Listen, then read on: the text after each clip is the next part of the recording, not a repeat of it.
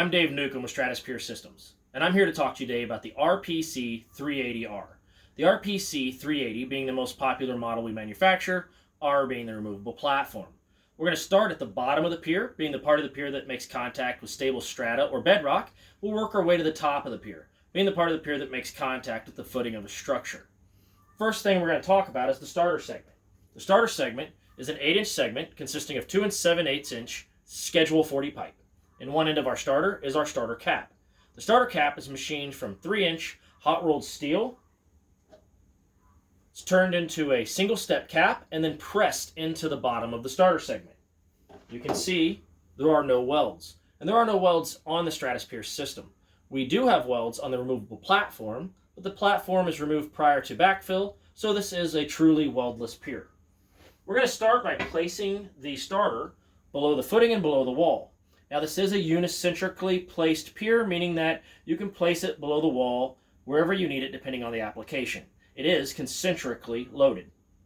So once you figured out where you're going to place your starter, you're going to go ahead and get your push block. And you're going to place the push block onto the starter segment. You're then going to place your driving ram onto the push block. The driving ram we're using is a 12-inch ram with an 8 1/4 stroke. Going to go ahead and fully extend the ram, driving the first segment, the starter segment, into the soil.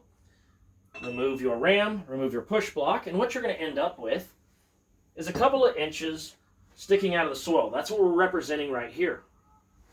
The next step is to install a 15-inch segment.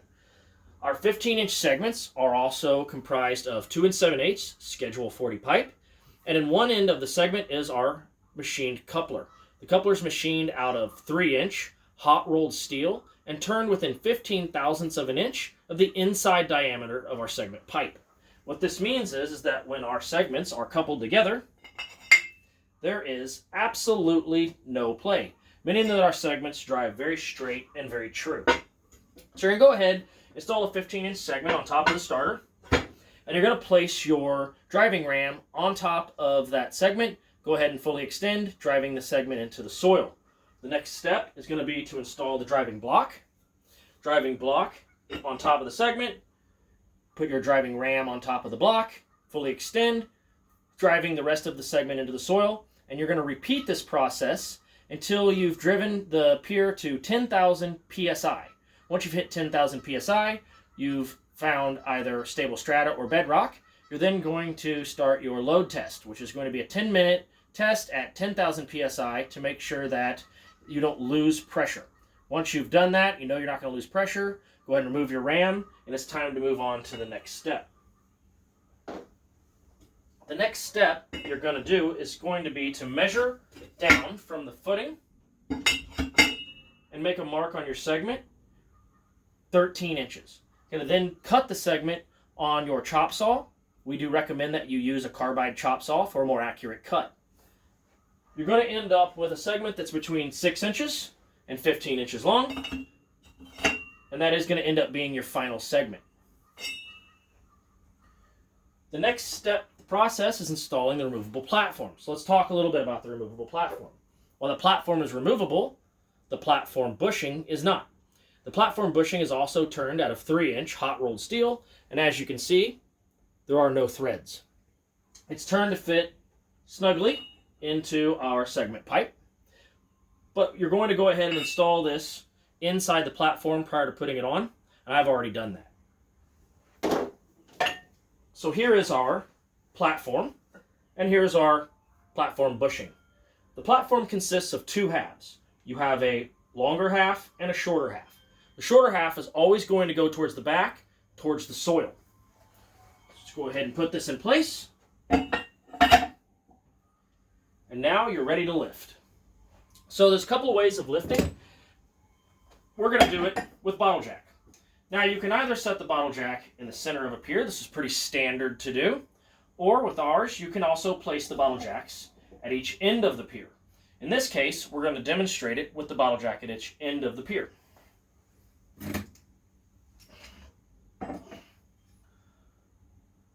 We're doing that so that we can go ahead and place our impact plate. Our impact plate is a 13-pound C-channel, and that plate is going to go on top of your lifting apparatus and directly below the footing of the structure.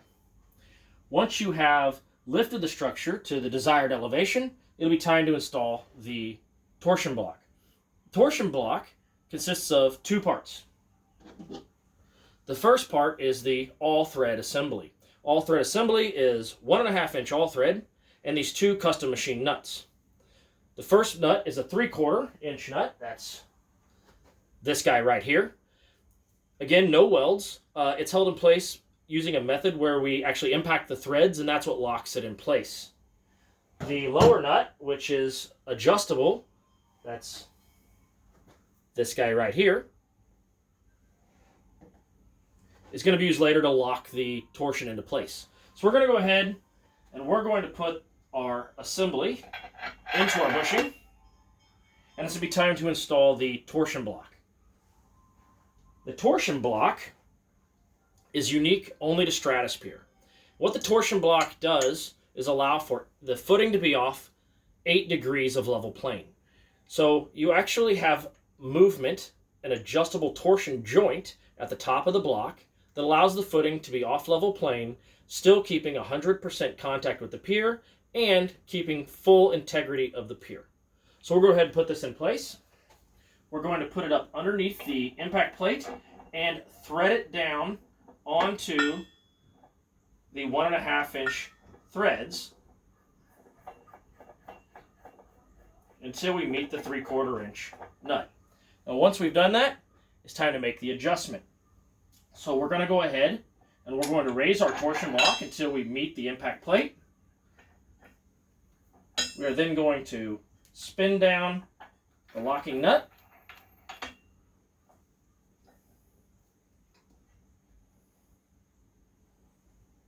And now it's time to release your lifting apparatus. So we'll go ahead and do that.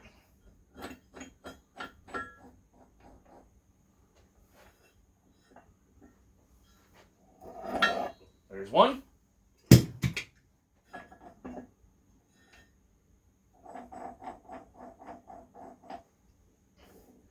And there's two. Now the structure is loaded on the impact plate. Impact plate is loaded onto the torsion block. Torsion block has the load placed on the platform bushing. Platform bushing placing the load on the segment pipe. Segment pipe placing the load on stable strata or bedrock. And now we can go ahead and remove our removable platform. We're going to need a wrench to do that. So we're going to loosen the two nuts on the platform. Remove the bolts.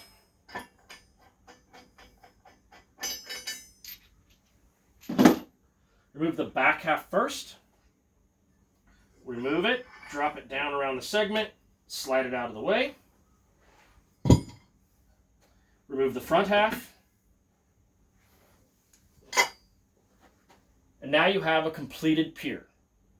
If you have any other questions, please feel free to call us, and thank you very much for watching this video.